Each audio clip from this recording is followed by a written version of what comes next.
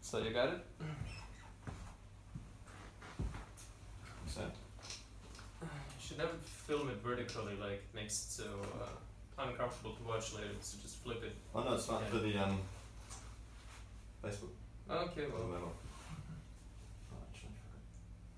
It's true when you watch on YouTube. Yeah. It's better if it's horizontal. It's horizontal on YouTube. Yeah.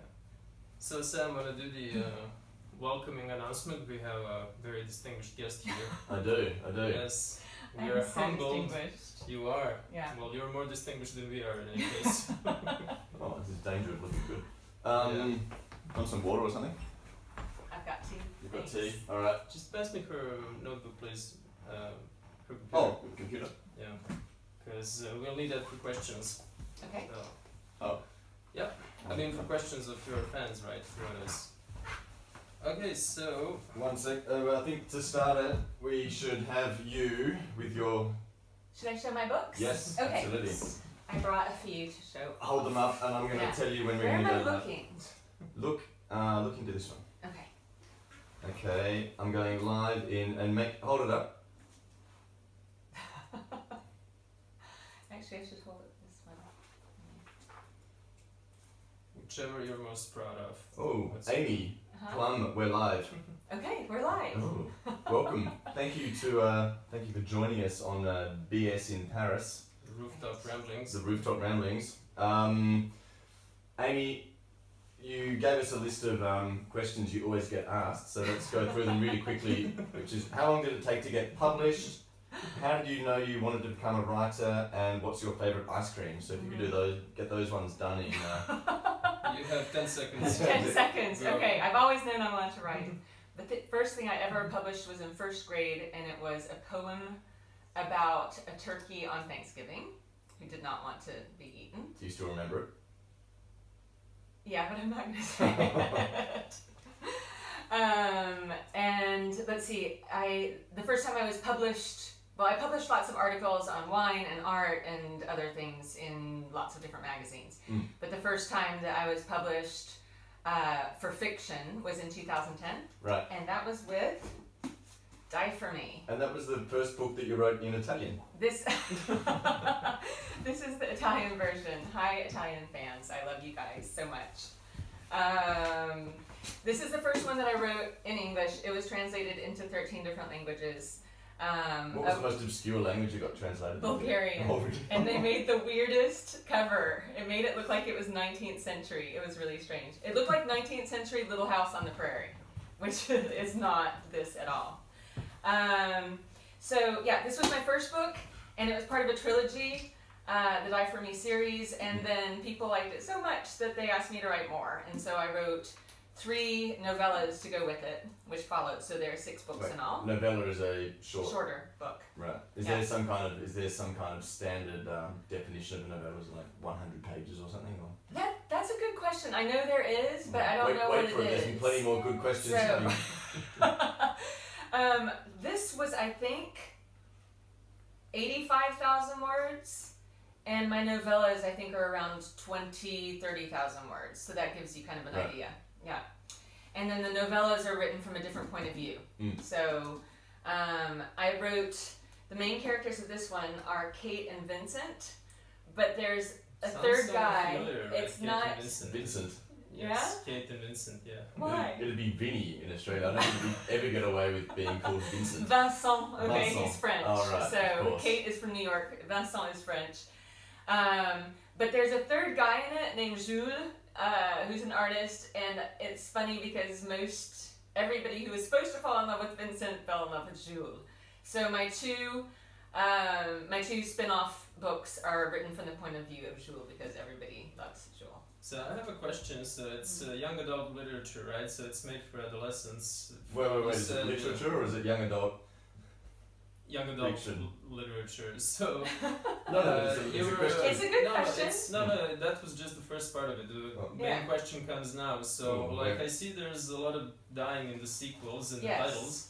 So how would you explain the fascination I'm guessing your audience have with death, seeing how they're teenagers, adolescents, they're supposed to be blooming and Yeah, well, it's funny because burgeoning life, and then there's like all these dying for me, for her, for dying again. Depending on your perspective. Die another day. Well, first of all, I did not come up with the titles. I always come up with titles that my editor thinks are crap. So my title for this one was going to be Sleepwalking. And they're like, that's too boring. And so they came up with Die For Me. And then you've got a theme. So you have to keep on thinking of similar things. So Until I Die, If I Should Die, Die For Her, Die Once More. Is there like a Die Hard in that? Die Harder for me. Well, there is, and I think I can say this, these are under a shopping agreement for a movie. Doesn't mean the movie's coming out, so don't get too excited. And the person that wrote the screenplay for this one made it a Die Hard kind of thing. Seriously? It's like, there's so action. Instead of kissing on the bridge, they drive a car off the bridge. So yeah, it's very, very Die Hard. Which is a metaphor for kissing, I assumed. Maybe they kissed while they were going off the bridge. So yes, Die For Me is about death, but it's not only about death. It's the kind of the theme is dying and coming back. It's like being resurrected. The monster I made up for these books is called a revenant. I use the French word revenant, which means a spirit that comes back for a certain purpose. Incarnated by Leonardo DiCaprio. It's only when you said that and I realized the title of that movie. It's like, oh yeah, it makes sense now. Okay, and I never saw the movie. I was like, they stole my title. Mine was out 5 years before them. I tried to copyright the word, and my agent was like, "You're stupid." If your book is about just Leonardo DiCaprio gurning on screen for two hours, and so Die For Me is about dying and coming back. And then I didn't even think about this, but my second series, After the End, is about dying and coming back. So there's a theme there. There is a theme there. And in this one, my new, and this is the one I'm promoting, so I should have shown that first. Let's keep it in front of the camera all the time during the interview. Keep it in all. Let's blog the view of us and just this is Dreamfall. It's the first of 2 books, duology. It's my first YA horror. So this was... You said horror then, didn't you? Horror. Yeah. It's hard to pronounce in American accent. It's not horror. It's horror. So it's more of a... this was paranormal romance, okay? This was action, adventure, road trip with a little bit of magic. And this is horror, as in scary, and people getting killed. As in, you have to start out with lots of people because they all get killed and someone has to be still alive. Do you follow the same tropes of the horror movies where it's always the virgin who survives and the black guy always goes first? You know what? I actually thought about that because I had to think about who I was going to kill first. And I was like, I can't kill the black guy first. Racist. I know. Well, no, it's just, okay, yes. But it's following all of the tropes, and I do not want to do that. So, he died. Oh, I can't tell you when he dies. Sorry. Please. You're not supposed to know that he dies at all. Yeah. Anyway, yeah, exactly. There's death in all my books, but there's also death in coming back, because in this series they go through this transformation where they take this certain drug. And are then immune to all diseases. They could die in an accident, but they cannot die and they do not age perceptibly. Is the drug called crystal meth? No, it is not. I'm trying to remember what I call the drug. It's been many years since I wrote it. It starts with an A. Did you read it? No, it's not that type of drug. You only take it once on your 20th birthday. Oh, okay, it's like a tradition, and then after that you have passed into, you are close to the Yara. So. Okay. How do you how much do you develop the concept when you're researching? Do you actually write out a backstory of the drug, or? Well, that's interesting. In fact, that's one of the questions that gets asked often. In that, oh, sorry for asking. And it's not, but this one's a good one. This one I don't mind. It's not my favorite ice cream, which is mint chocolate chip, by the way. But if I have to say, I'm done. Right, that's done. Thanks for joining us on the podcast. No, there are two ends of the spectrum in planning stories that the authors talk about. There's plotters, and then this is an American term, of course, or pantsers. And that's not talking about the underwear pants, that's talking about the seat of your pants.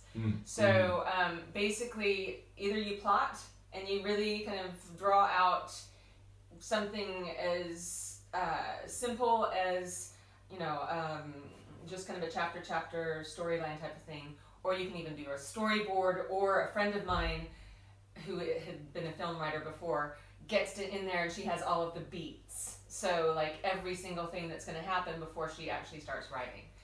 And then the other end of the spectrum, so she's like a hardcore plotter. And then the other end of the spectrum is pantser, which means flying by the seat of your pants, which is an American term, which means you have no clue what you're doing. You're just going with it. And I am a hardcore pantser.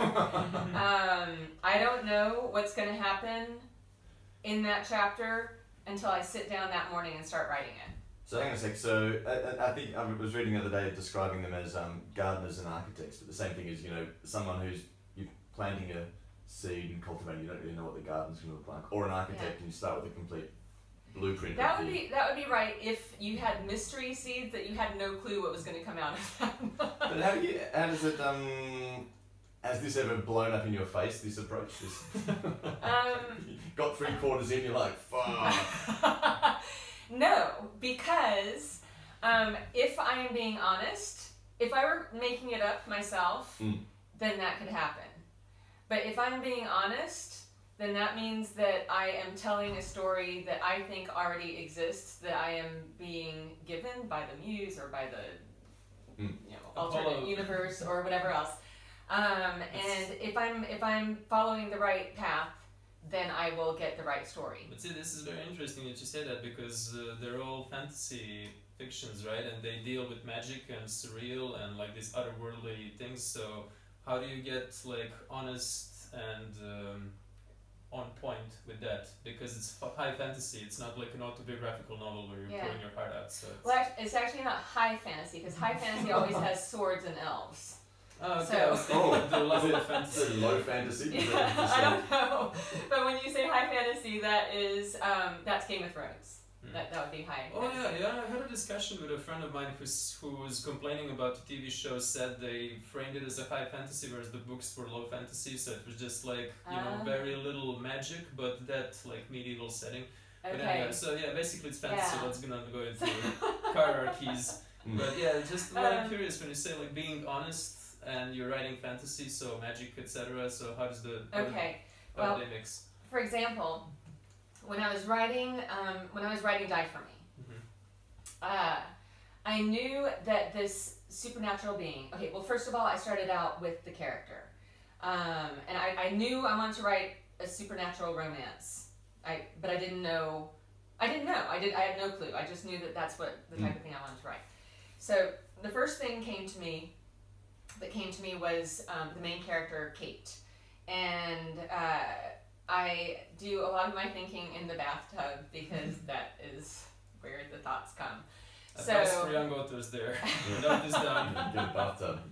So I was sitting in the bathtub, and all of a sudden I get this sentence. And it is, 10 days after my 16th birthday, my parents died in a car accident. Okay, that popped into my mind. And I was like, oh my god, that's my main character. Fantasy right there, right? What's that? A bit of a teen fantasy right there. I know. Well, it's also part of the whole kind of... left the keys to the house. Everyone kills the parents in children's books, or the parents aren't there, or they've left, or whatever else. True, so so I had to figure out a way to get rid of the parents. But it also set up her personality. Okay, so she would be in mourning. It meant that she would go from New York, where she was living, to France, where her grandparents lived. So she made this transition of moving to a new place. And it also, for me, I thought, okay, you're in mourning, you've just lost your parents, your world is crumbling, you know? What kind of person would you fall in love with? And for me, it all had to do with death, okay? it was somebody who would die, who she'd have to lose and then get back. It was my revenants die saving people's lives and then come back as a revenant again and again. And when they come back at the age that they first died as a human. Okay, so if you first die again as a revenant, do you die again? Like, is it like an endless loop? Yeah, and you want to. It's like a drug. Oh, that's interesting. Yeah, actually. You have to. You're like so. Yeah, it's like a drug, and so this is all very Freudian. So you have like this notion of death as an orgasm, right? Which is like le petit mort, as they call it here in France. Yeah. Yeah. Sorry. Yeah. Being. And then there's like a Freudian thing of love and death, you know, Eros and Thanatos. So basically being two sides of the same coin. Absolutely. So, and there is this like being attracted to death thing, definitely. And or to danger or to, you know.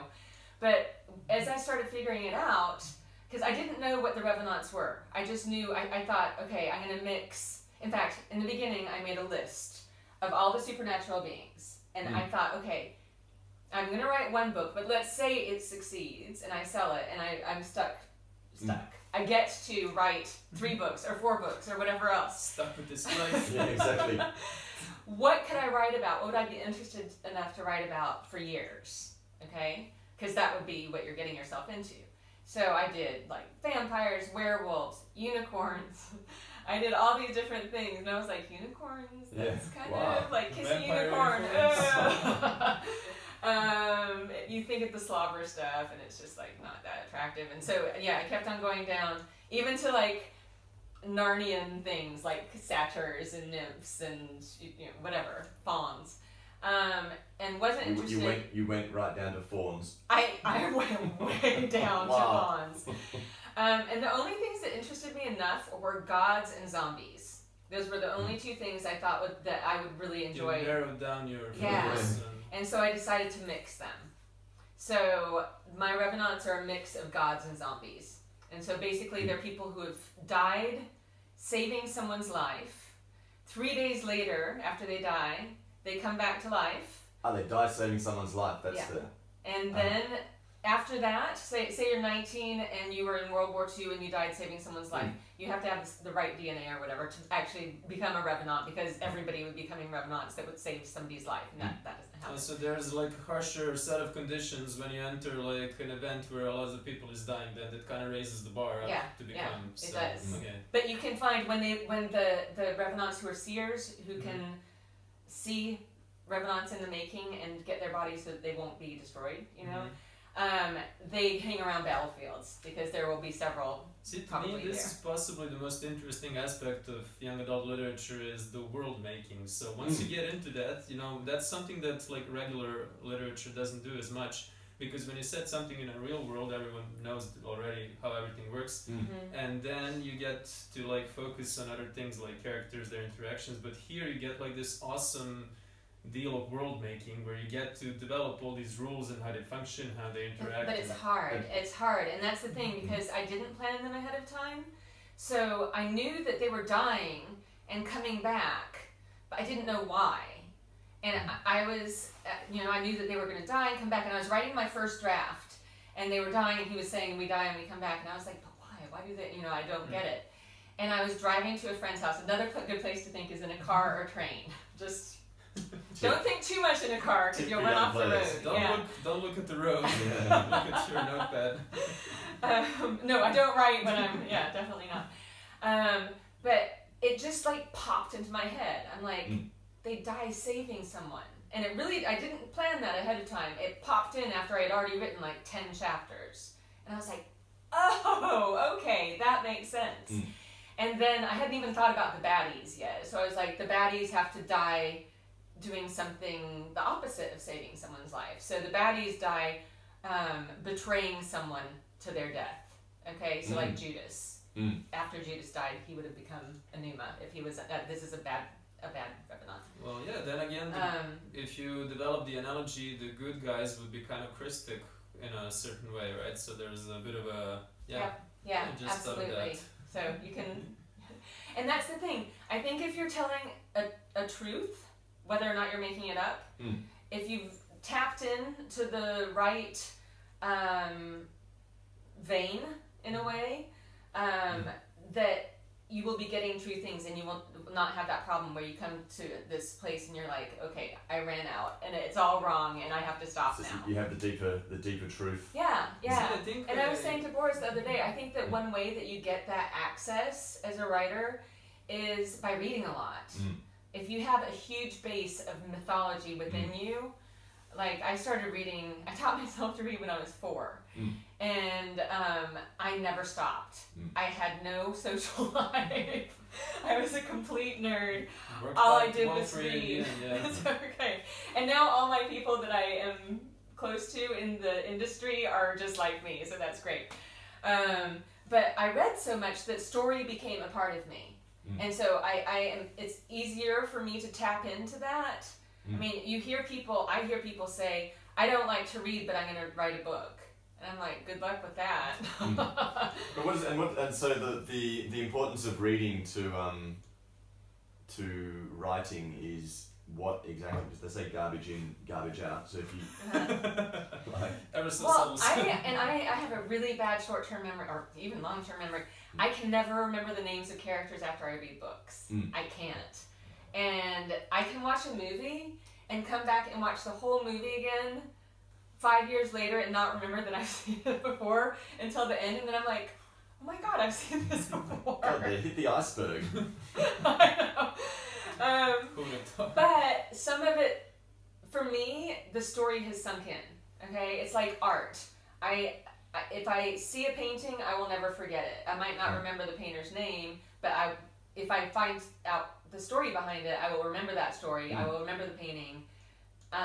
The details around it might be gone, but that's what's sunk in, and that's what you're bringing back out. What you're saying is basically, from what I'm hearing, is the same thing you said before, that searching for the higher truth. So you're speaking of artistic truths, like this, let's say, grid of a work of art, and like this higher, like, artistic truth that doesn't have to be like the truth of the real world. It's like an abstract concept, and that's what really rings true with you. So when you have that in your novel, then you know that you're on the right path, and that's what you're into exploring. Like, and that would connect with all the archetypes that you mentioned that you would take from different myths, and so that would be like what's really anchoring your work. It is, and there's very little that I make up where I'm like, I have to decide this. I remember one in particular where the Revenants use swords and crossbows and that type of thing to kill each other. The bad Revenants and the good Revenants killing each other.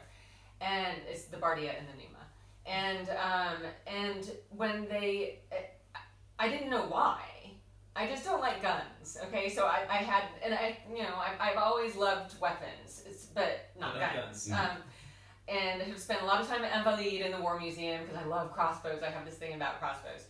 I'm a nerd. Everybody knows that already. Abundantly clear. That's right. She says, live with mega nerd Amy Plum. Yeah, I'm proud of it. And so I had them using these weapons, but I didn't really have a good reason, because if you think about it, you throw a bomb in the middle of them and they're all in pieces, and I mean they grow pieces back. It's really gross. But I had to know why they weren't using guns. And I remember I was living in the countryside at the time, and there was this point where I had closed myself into a corner, and I had to know why they couldn't be killed by guns. So that at this point you headed straight to the bath? No. Okay, the bath is where ideas come out, but problems are solved walking. Okay, so I started walking, and I walked. I don't know how many miles I walked, and I was like, okay, maybe it has to be a silver bullet, or maybe I was trying to think about mythology that's already been created, because if you can anchor it in something that's already created, it's more credible. Okay, without having to copy, but having a reason. Is it Krypton? Is it silver? Are they allergic to something? Like whatever else. And finally, I was just like, because bullets don't work, and so I had. There's a scene at the end of book 1, Die For Me, where someone a Pneuma shoots a Bardia in the head.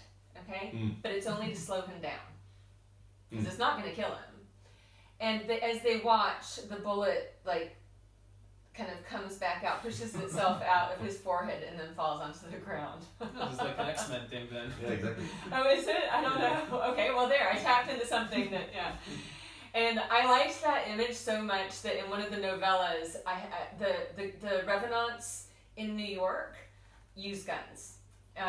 They use guns in conjunction with swords, because to kill a revenant, you have to chop their head off and then burn their body in their head. Okay?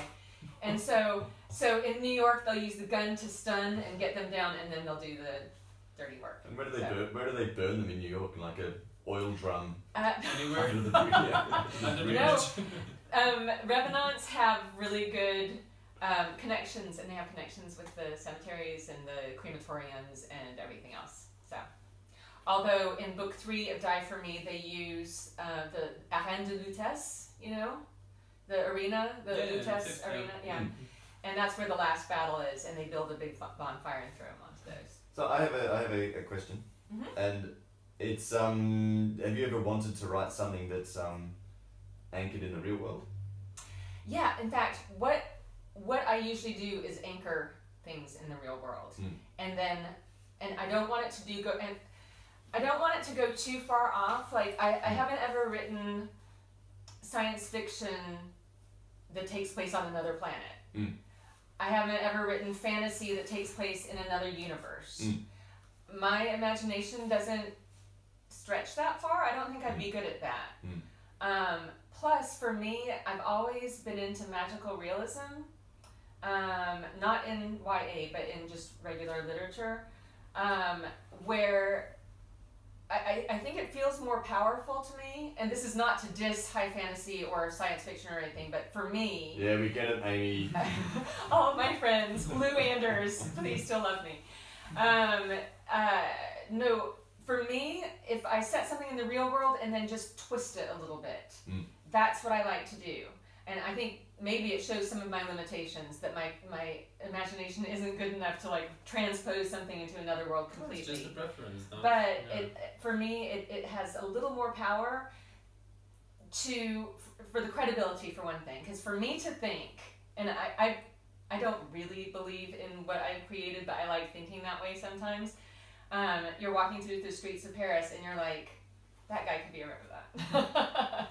There could be something going on underground. There could be Numa living in the catacombs. There, you know, like whatever else. And if I can join it to real life, it's just that frisson of thinking this could be possible, you know? So you mentioned Paris, and this is kind of a topic of our podcast. It's set in Paris, and you're an expat living in Paris and in France for a while now. So how would you say that this city plays into your novels? Is it like an inspiration? Is it like a negative inspiration? Is it something you're struggling with? So yeah, well, my first series, the Die For Me series, was set in Paris. After the End starts in Alaska and then is a road trip through America.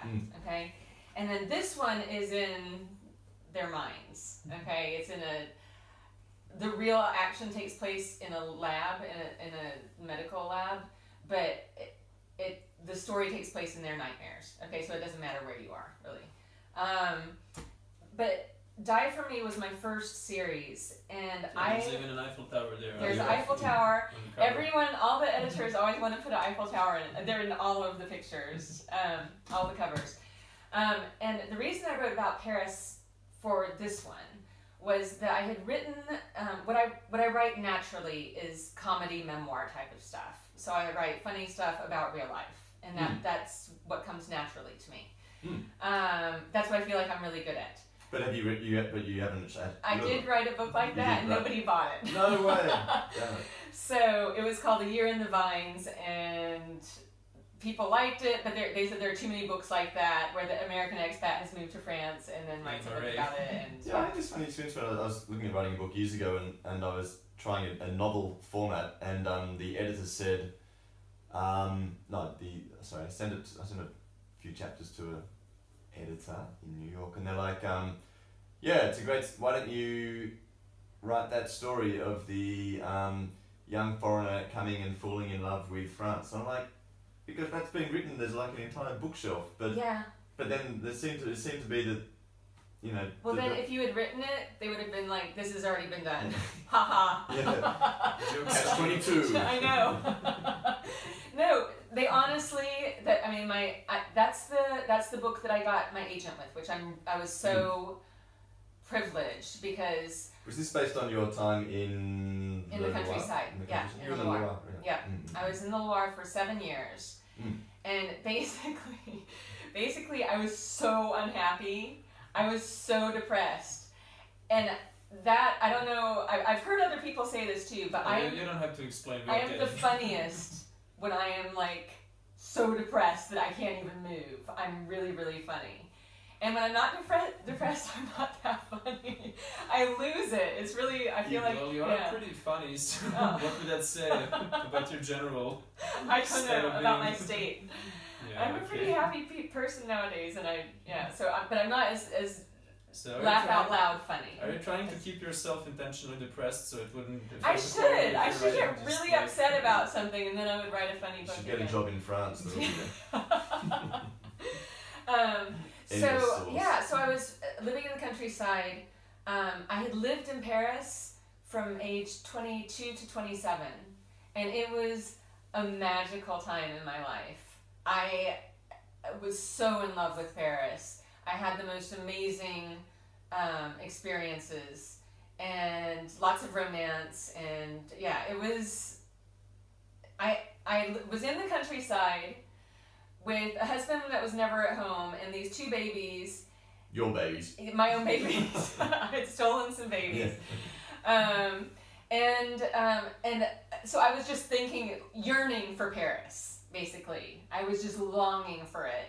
And I was so poor at the time that I couldn't just go back and forth all the time, you know. And I rarely got to come up to Paris.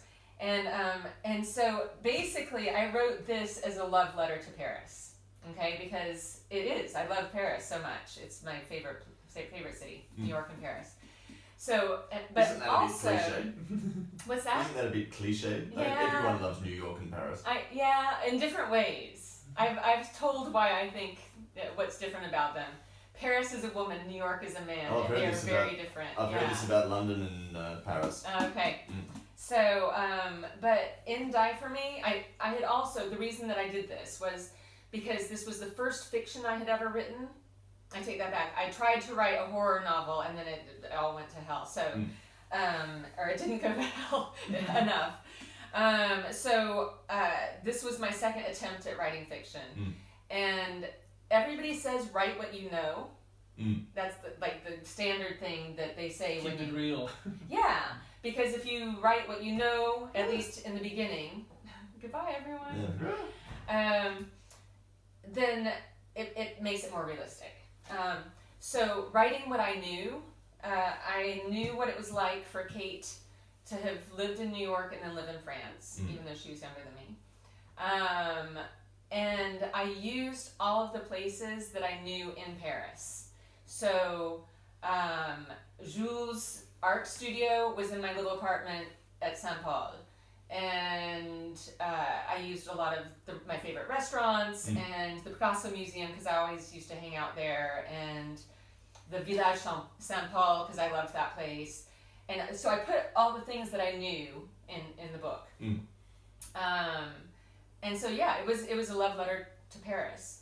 But after I published the first book and it was published in French, all my French readers were like, "You're only putting in the stuff that tourists like, you know, like the Eiffel Tower and, you know, whatever else." And no, Village Saint Paul, that's not that touristy. I mean, it's kind of... Well, it's pretty touristy.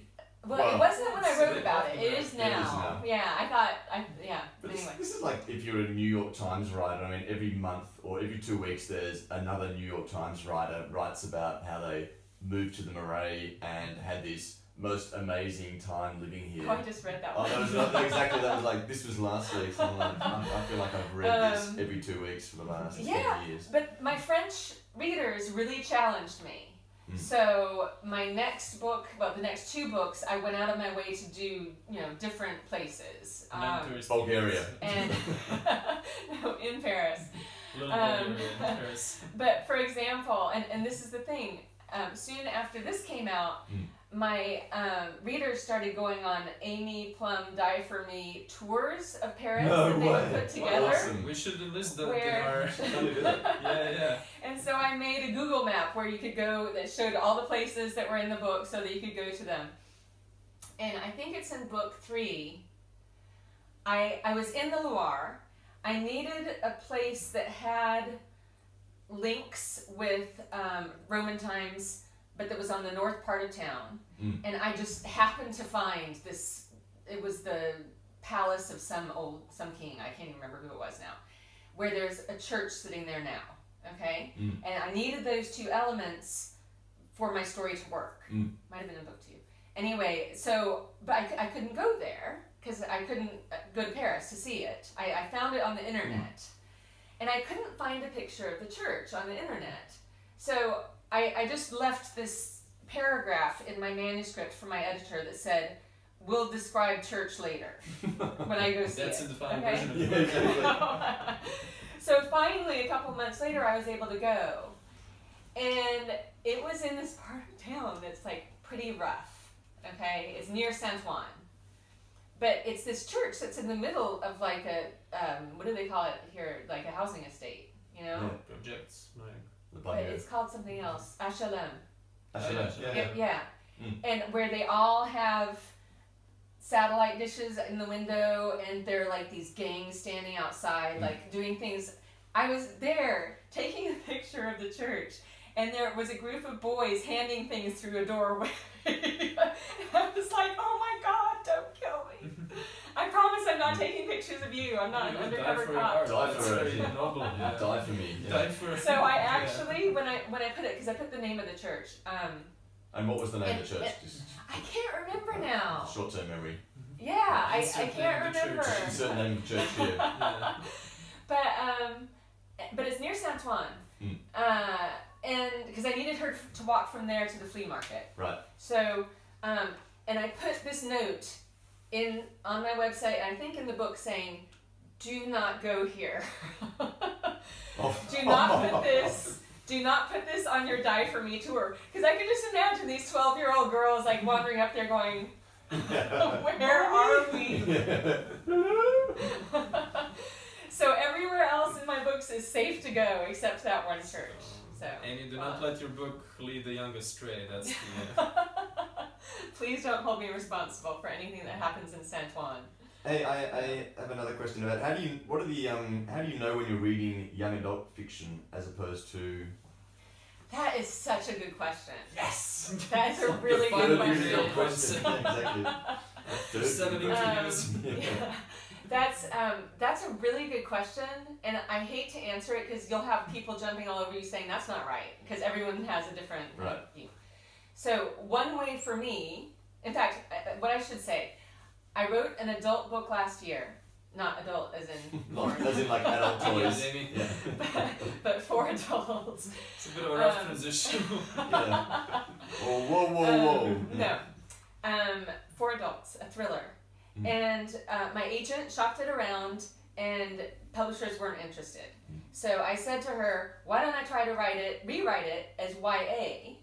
We'll see if that works, and then you can try to sell it, which is what I'm doing right now, okay?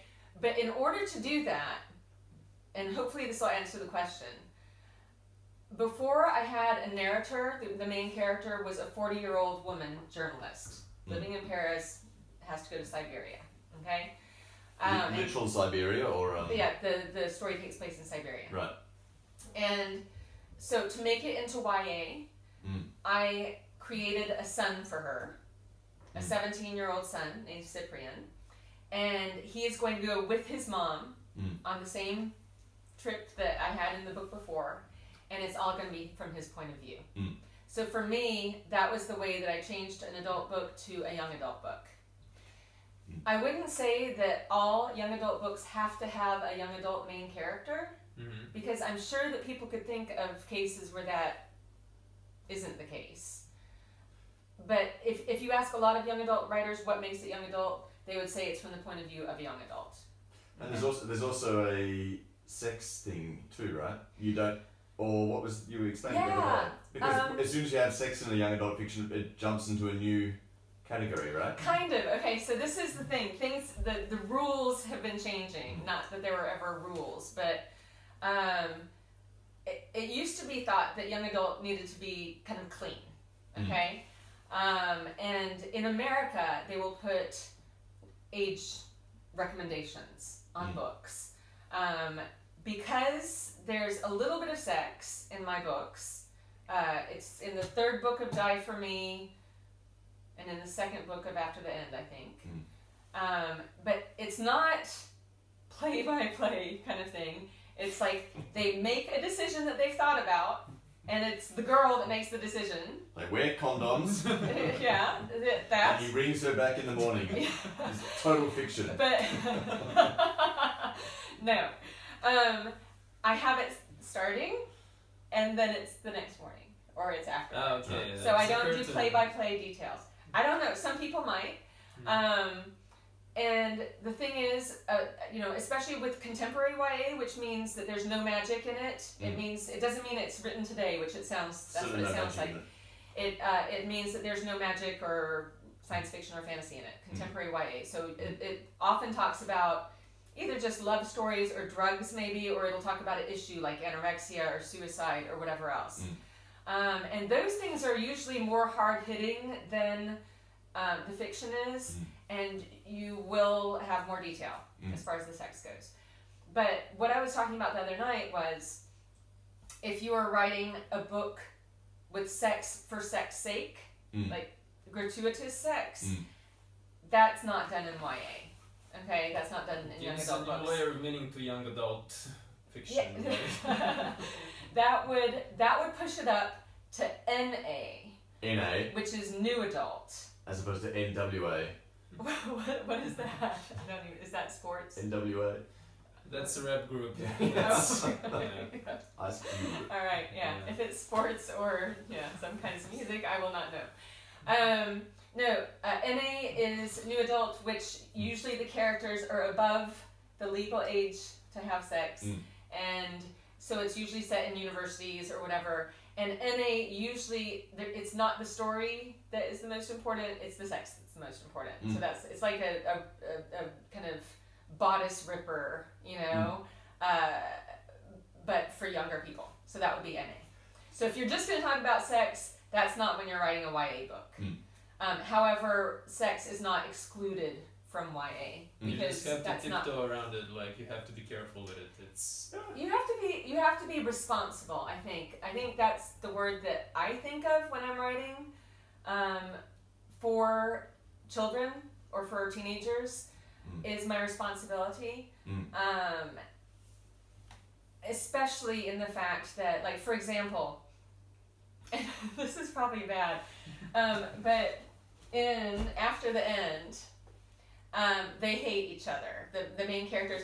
I had to write so many kissing scenes in this one that I got sick of it. I could not write another kissing scene. It's no more kissing ever. Yeah. Well, the thing is, if you think about it, like, you watch someone kissing and it's like, oh, whatever. You read the words and it's cheesy. But it's so hard to stay away from cheese that you just feel stupid. I felt so stupid when I wrote these. And the funny thing is, I'll do a signing, and these girls will come up to me and they'll have, like, underlined their favorite sentences, and they'll put bookmarks in it so they can show me their favorite parts. It's the parts I'm most embarrassed about. Can you read it? Do you have it in that? No, I don't. The Italian one? Oh, it's Italian. Yeah, sorry. It probably sounds better in Italian. Oh, do you read those the Bad Sex Award entries? Oh, I have heard those. Yeah, and that's exactly it. You try to write this stuff, and it's so much harder than you think because all you've got is words. So would you ever try to play with the cheese, just roll with it, say like, yo, let's go full cheese, let's just, full cheese. Let it rip. Yeah. Full cheese would be comedy, like we were talking before we started shooting about Pride, Prejudice, and Zombies. Okay, if I were writing like that, I would let the whole cheese hang out. Like a telenovela kind of thing, Yeah, They're not absolutely. comedic, but I mean, some of them do take themselves seriously, and that's what adds on the cheese factor. That just like if they actually do take themselves seriously. That's the perfect. I don't know. I have a problem with cheese. Aren't you like tempted by the idea? It's kind of like playing with fire, I know, but there's a certain level of playing with cheese. Playing with cheese, yeah. Molten cheese, yeah. I have very few standards, and that is one of my standards, is stay away from the cheese. Yeah. So, you live in France. But in this one, I had something happen between the girl and the boy that I would not have had happen in verse. Okay, she drugs him and makes out with him. Oh, so it's an inverse trophy type of... Yeah, because she's trying... She's basically... she's trying to get... He's kidding. She's trying to get information from this boy, okay? And she drugs him. She gives him this drug, this kind of truth drug, because she's a chemist, or a shaman, really. And she drugs him to get the information and makes out with him. Okay? So I just want to know, how does that fit into general feminist agenda? Because you said that you insisted that when they do have sex, it's consensual, it's the girl that decides. So there's a bit of a feminist agenda there. So how does this roll into that? And it's not, and that's the thing, it's not a feminist agenda with YA. Because, as I said, YA, you have this responsibility, okay?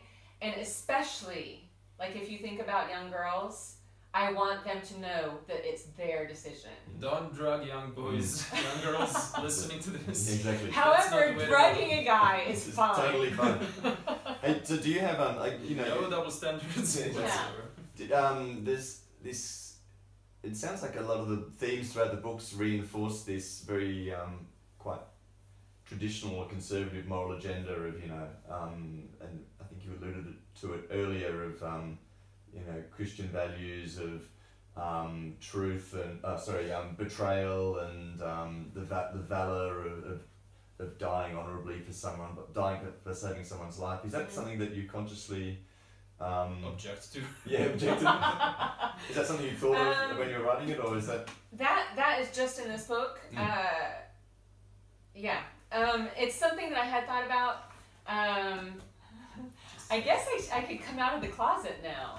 Should I come out of the closet? Ooh, all right. Your decision. We're not going to force it.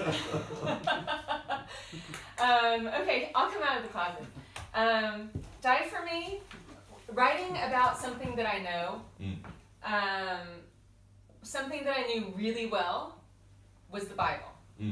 I was brought up super religious. I was brought up Southern Baptist, Presbyterian. And I had to read the Bible a half hour every day, reading the entire Bible fully through and taking notes on it once a year. And that's pretty impressive. I had to memorize, to get my first car, I had to memorize the first 4 books of Romans. Whoa! That's a strange analogy. You thought getting the license was hard. I know. I was at church 3 or 4 times a week. That was my upbringing. And it was in fact, I talk about it in another way because they are all brainwashed. And Juno, the main character of this, don't spoil it too much for the audience.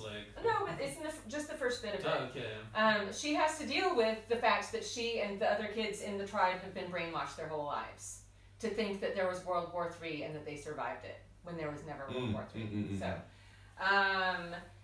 And so for me, I went through what I feel is a brainwashing, and everyone can have their own religion, and I respect that. But I knew the Bible really well, okay?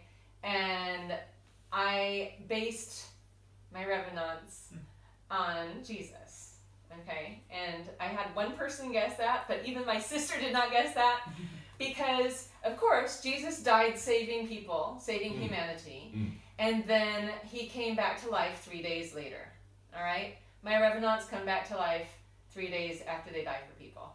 So basically, I was basing it on a monomyth, on a mythology that is so implanted in our subconscious in the Western world that it would ring true to everyone. Okay. So they're apocryphal, you could say, in a way. See, I have to kind of interject because study of myth is my thing, and although you're presenting all of this as coming out of the closet, I essentially don't see anything bad with it. I think that it's a good thing because actually, if you're trying to in a certain way do a service to a certain myth, the way of doing it is actually repeating it through variations. It's but making Jesus a hot teenage boy. He was for a part of his life. For all Do you know he was hot? Well, in most representations, he looks quite hot. When you look at all the Renaissance paintings, it's like, yeah, this guy's... That's their view of Jesus. Okay, so they were making Jesus hot too. Exactly. Actually, I'm not the first person to make Jesus hot. The whitest boy in the world. And Vincent is not Jesus. There are lots of reasons. Vincent was a lawyer. Jesus was not a lawyer. There are differences. But Vincent is Vincent de la Croix, of the cross. The head revenant whose house he lives in, who has pointed to him as the coming savior, as the champion, is named Jean-Baptiste, John the Baptist. When Vincent dives off of a bridge to save a suicide's life, he makes the sign of the cross as he's diving. There are a lot of allusions to it, and not blatant allusions to it, actually. If I say it, no one has guessed. One person in Texas guessed, one blogger in Texas, and I was like, what? That's ridiculous. How it's dare true. You? No, but see, the whole point, I would say, of Christian church is to make us live our lives as close to Jesus as possible, like adopt those values, and like not relive the whole narrative, of course, because that would be pretentious, but like really follow his path, right? So in a way, what you're doing, I don't think is like controversial to the main agenda of Christian churches, because it's like, yeah, we're repeating the story, we're making the story alive, and the way of doing it is like telling it in different directions, adapting it to different contexts. Right. I mean, if I was the head of any church, I would say, yeah, go for it, like this is a good thing, actually. Yeah. But then I'd have to be a lot more careful with what I had Vincent doing. Yeah, as well, but you know, there are synoptical... That is the sex scene. And at least you could do the sodomy, though. The Christian... the Christian Bible does not have Jesus having a relationship, even though in apocryphal terms, with Mary Magdalene, he might have had a relationship. And but Christians in America at least get very upset about that idea, and that is completely off. How do they feel about all these conspiracy theories about them having a kid that started the Merovingian laws that was then ended by... You're talking about the Da Vinci Code. Yeah, exactly. Dan Brown's actually coming on next week. Oh, good. I want to be there. Yeah, that's not talked about at all. So... What YA books do you think must-reads at the moment? Oh, God. Must-read YA books. First of all... Dreamfall. I've got 3 of them here. Dreamfall comes out May 2nd. And it's... I pitched it as a cross between Nightmare on Elm Street, The Matrix, and Flatliners. And it really is. I have several kind of comparisons to it. You were able to pitch it on that? Yeah. Meets Jurassic Park. No, Jurassic Park is the other one I'm doing. The Siberia one. That's Jurassic Park meets Nightmare on Elm Street. And that is called Project Eden if you want to buy a book, any publishers. So, anyway, Dreamfall. So, yeah, it's horror. And if I can talk about it for a second? Yes, of course. One thing that I love about this book, and I talked to my publicist about it because I do want to talk about it at some point, is that horror it doesn't have to be gratuitous, okay? Horror can be based on society, and often is, or, in my case, on real life, okay? So... for me, writing Dreamfall was a bit of a catharsis because there is one character in Dreamfall that is me, and I've never talked about this in my books or in my interviews or anything else. I kind of alluded to it. Wow. Yeah. You've got a second scoop here.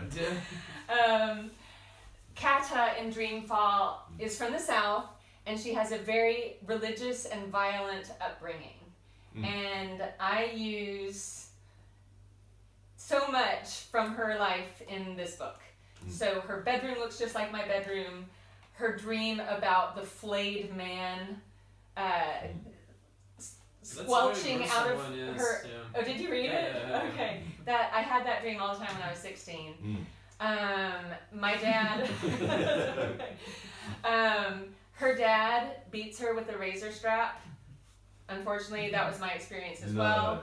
And the things that he says, I'm going to beat the character out of you, and all this kind of stuff is what happened to me. It's an interesting threat, like. And so I'm able. One nice thing about writing about something horrible in my childhood was that I was able to give this character something that I didn't have, and I gave her the strength to talk to a school counselor about it, and they called Health and Human Services and had her taken away from her home. So she got saved. And that was kind of a gift to my 16-year-old self, by putting that into this book and having her escape that abuse. She did end up in a pretty nightmarish scenario afterwards, though. It's a bit of a give and take situation there. But when you read Dreamfall 2, which is called Never Wake, which is going to be out a year from Dream for me. Everybody has these problems in their dreams. All the characters are kind of having to face their own nightmares, literally face their own nightmares. And in book 2, they resolve them. Okay, so once you get to book 2, Kata will then have to face her brother and sister who she left in that situation. No, it's not spoiling really, but she'll have to face them. She'll have to face her dad and decide what to do, and kind of come to terms with things. So, and that actually makes it sound kind of boring. It's not. It doesn't sound boring at all. So must have been you have to be running away from people at the same time as you're, coming to terms with things, or stabbing them, or like shooting them, or whatever else. So yeah, there are guns in this one. Oh, there are guns. Yeah. Well, we have some reader questions. Yes, okay. so the thing we did, we announced this podcast was going to happen, and we gave an email for all of the fans, and we received a lot of questions. So the problem is that most of these people actually ask like a slew of questions, so we might have to breeze through some. Was it you, Boris? sounds like the Boris. 80% of that was me. Boris approach. B. Yeah. Just like B. BP in Paris has asked a question. No, these are all actually legitimate. So Legitimate the first one, questions. is from Brenda Leonti. So hello, I'm Brenda Leonti, and I'm from Argentina! ! My question for Amy is: if you knew that your book was going to be a New York Times bestseller, parentheses meaning if it would get a lot of attention, and parentheses, which is the message that you would like people to know. I mean, what would you try to transmit with your books? Thanks so much for this opportunity. I love Amy Books. Podcast. Greetings. Yes. Oh, that's so sweet. It's Argentina? Yep. Okay. Argentina. That must be Spanish. My Spanish edition just came out last year, so thank you. So a fresh fan there, yeah. So what's the message you're trying to... That's the thing. I don't feel like, and I don't want to come at my books and at my readers with a message. I want to tell stories. And so my books aren't supposed to teach things, even though I had lots of fun slipping in lots of history and art history and that type of thing especially into my first series. But I don't think that there would be a message except about reading itself, which is, reading is the best escape. Reading is the way to grow, to heal, to become a better person. So yeah, I think that if I were going to promote a message, it would be about reading and about books. Okay, so the next one comes from an ingenious man, so a bit of a mystery persona. Hang on, this is the mystery. What's the name? Yes, an ingenious man. So how does Portland, Oregon compare to Paris? That's the first one out of like 7. Portland, Oregon? Yep. I think they must have read on Wikipedia that I was born in Portland, but since I moved when I was 2, I've been to Portland a few times. You've been to, you said earlier you'd been to 49 states. I have been to all the states except Alaska. I did a signing in Portland. I can't remember the name of that amazing bookstore. And yeah, it's like on the tip of my tongue, amazing. Portland's gorgeous. There are more hippies in Portland. There's more pot smoking in Portland.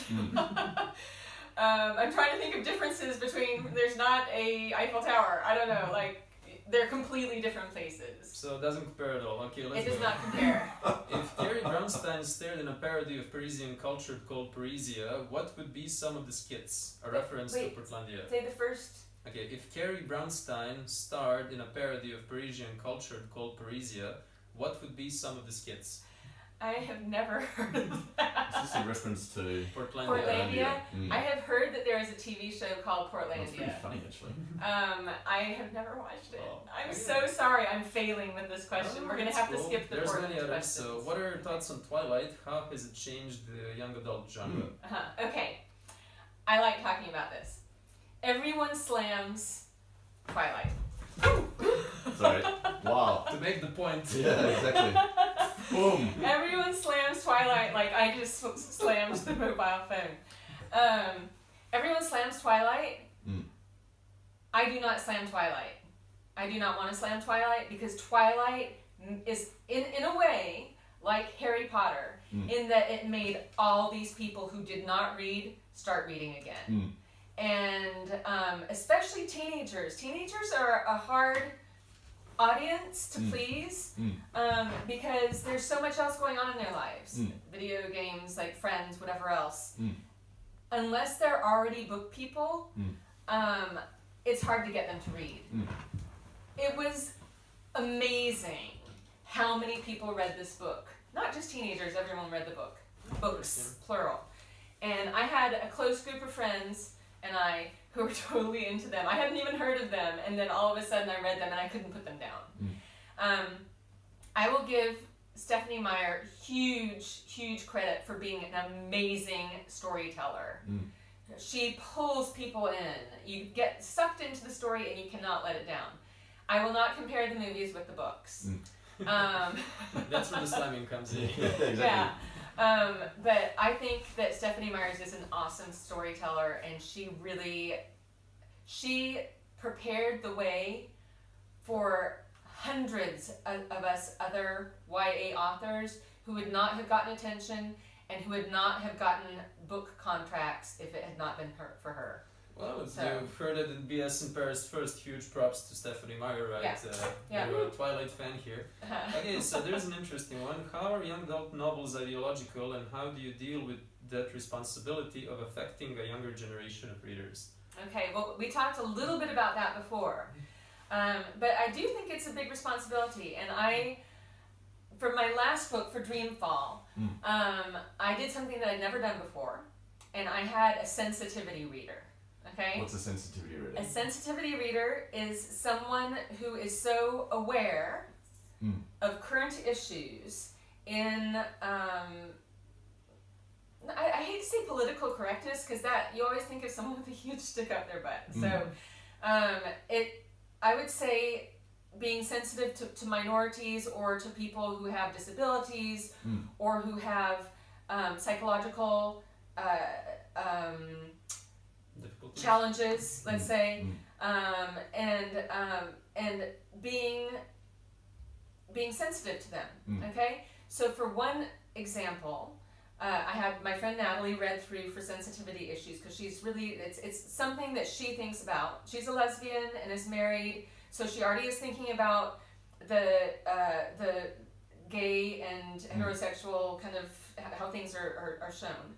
But also, she's so close to other people who are in other situations like racial bigotry and disabilities and that type of thing that she really picks up on everything, okay?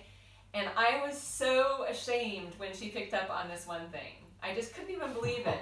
It's something I'd never thought about. I tried for a lot of racial diversity in Dreamfall, and I did that on purpose because it's true that for too long, people have just been writing about white people, and there is not enough diversity. And so I tried extra hard this time, especially since I had so many characters to work with, to show racial diversity, especially since it happens in America, and America is very diverse, you know, and hopefully will stay so.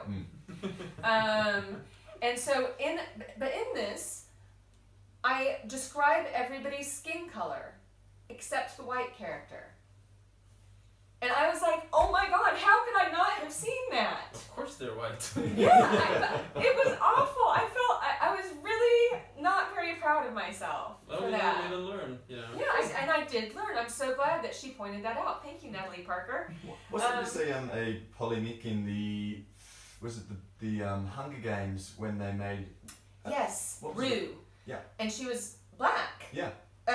She was played by a black actor. Yes. But her skin color, I think, wasn't described in the book. Or maybe it was, and people just, like, projected what they wanted her to be like. And same with Lenny Kravitz's character, who I can't remember his name now in the book. But, yeah, and he was a brown person. And I think they said that. No, in the book, she only said that he had gold irises. And that was all. And so the fact that they had made him look like what the readers did not think he looked like, there was a big polemic. And I had that happen with my first book, with Die For Me, because Ambrose is black. Ambrose is an African American who was sent over for World War II, and he died in the war. And I loved, like, for me, in my mind, I see Ambrose, and he's like this huge black guy from Oxford, Mississippi, and he's so cool, and he's really into jazz. And for me, he's like my best friend from that book. I was really sad to finish writing the books because I didn't want to lose Ambrose. Okay, maybe find a live version of... I know. And all these teenagers will send me their dream cast. Okay, so that's the people the actors they think would play the characters in my book. Yes. And someone sent me a white Ambrose. And I was like, he's not white? And I kind of felt what people felt, like the opposite of what people were thinking in Hunger Games, like being incensed that someone would think that Ambrose was white. Because he was so obviously this persona in my mind, and yeah, so... Okay, well, to move on with questions, as we have a lot of them. Okay, so here is a question from Amanda Boch. Hi, here are my questions to Amy Plum for her broadcast. Where do you get your book ideas from? I'm imagining you can find many ideas floating around whilst walking in the streets of Paris. Number 2, what is your favorite thing about living in Paris or France in general? I am very excited to listen to the broadcast and hear Amy's answers. Yours sincerely, Amanda Boch, Norway. Okay, There's yes. a fan from Norway there. I know Amanda Boch. I met Amanda Boch. She rode on the bus for 4 hours with her mom to Oslo and then back for 4 hours the same day to see me. So I love Amanda Boch. Dedicated fan there, okay. So Amanda, the first question was... Oh, sorry, that's the next one. Sorry. It was, where do you get your book ideas from? Okay, I get my book ideas from this magical alternate universe. Universe. Yes, and it is accessed by a door. This is how I tell my teenagers that I teach writing workshops. And if you have the keys to that door, and the keys are from reading a lot of books, you can open that door and stick your head in and have a look. And then you have to come back and you're translating what you saw in the most honest, best way that you can to tell your readers. And that is how I get my ideas. To get into that state, I have to kind of get into a meditative state and just let myself think. And some days I will come up with 6 great ideas. Most of the time I have no ideas, but from time to time, I have about 20 books I would really like to write. And that sounds like a good deal of ideas. Yeah. And so when ideas come, I usually push them away unless they keep on coming back because I already have so many ideas that I want to write about. Okay, so your favorite thing about living in Paris and France, just very... Favorite thing? Oh my God. It's not just France. France is fine, okay? France is good. Paris is amazing. Every time I walk around Paris, and I remember when I first lived in Paris in my 20s, I was working a regular job, not writing. I was working an office job where I would have to write get dressed up in a suit, get on the metro, go all the way across town to a boring part of town, the 16th, sorry, people who live in the 16th. They won't be watching. The number of live viewers just dropped. It's boring, I'm sorry. And then and so I did this. I had to go to work at a job that wasn't very interesting and clothes that I didn't like and with people on the metro that were not very nice. In any case, every day I would walk out of my house and look around and go, I am so lucky. I am the most beautiful place in the world. And even every day after 5 years, I would walk out of my house and feel that frisson of being in Paris. And I do that now. I'll walk down the street, I'm like, oh my God, look at that building, look at that building. The beauty of the city itself, you would say, is the best. Oh my God, yeah. The beauty, but it's not just the beauty, it's the history. I mean, in America, nothing's older than a couple hundred years old, you know? Here, I'm like, God, I can just imagine what was happening 200 years ago here, or 400 years ago here. And we get a really good sense of that in this shit living room, in where I can see the light switch in the next to your head. Well, that's what imagination is. So, yeah, and I think I would have to contradict the idea of the beauty of Paris, because some of the most interesting parts of Paris to me are the parts that aren't beautiful. But yeah, for me, I always have this love and stimulation and emotion when I'm walking around in Paris. Okay, so moving on to the next question, as we have a lot of them. So Megan we Summers. don't have to do all of them. So. Oh yeah, I promised all of them. I actually responded and said she's gonna answer. So let's. Maybe we can do a rapid fire round. No. Or one per person. We can do one per person. So Megan Summers says, "Hi there, I have a question for Ruth Bramley." You can also just read the question. My question: what is your favorite underrated book of all time? Okay, that's simple. Favorite underrated book? Underrated book. Yes. My favorite underrated book of all time, I would say, is underrated now. It wasn't before, but it's A Tree Grows in Brooklyn, and pretty much nowadays no one's heard of it. But it used to be. I can't remember when it was written. I think it was written in the 50s or 60s, and I loved that book. And it is a book that teenagers should read too. It's not just adults. Okay, so the next one comes from Thessaloniki, Greece, and that's here's a question for Amy Plum. What kind of genre do you like to read the most, and does it have any influence in your personal style of writing? Well, my favorite book is A Winter's Tale by Mark Helprin. Ooh, okay. And that is, it's the most beautifully written book ever. Do you read books for, why do you, sorry. The phone that we're using is alive. Yes. Massively uncoordinated. And it's also a little bit hyperactive. I love Mark Helprin because he writes beautifully. He makes me think. He feeds my soul. I think books that feed my soul are the ones that I love the most. And in his books there is, now he swears up and down that his books do not contain magical realism. And they do. They do. I feel like they do. For my definition of magical realism. As soon as you put the lead character as the fawn. Yeah. I probably read a third young adult books, mainly because I'm reading what my friends write. And a third literary fiction, 2/3 literary fiction. And basically the things that I read, I want to feed my soul. And the last thing I just read was A Little Life, and that was amazing, but it was completely depressing, and yeah. So here we have a very inspired fan, Rebecca Gamble, and she actually has a couple of propositions. So she says, I was wondering if you plan on writing anything else related to the Die For Me series. Maybe something along the lines of how Kate and Vincent are doing after X amount of years. Maybe a new threat to their kind aside from the Numa, or maybe a new couple of Revenants. By the way, I absolutely love those books, and I'm sure you can tell. Thank you, Rebecca Gamble. Okay, thank you, Rebecca. An aspiring writer.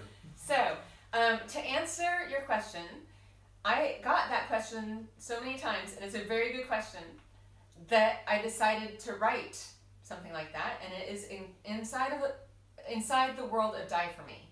Okay. So you do listen to your fans. I totally listen to my fans. Everyone wanted to know what happened after the stories ended, and so if you buy Inside the World of Die For Me, which is not in paper, it's a digital book by Harper Impulse. Gaspar writes a little epilogue 5 years after the facts happened that tells what happened to Kate and Vincent.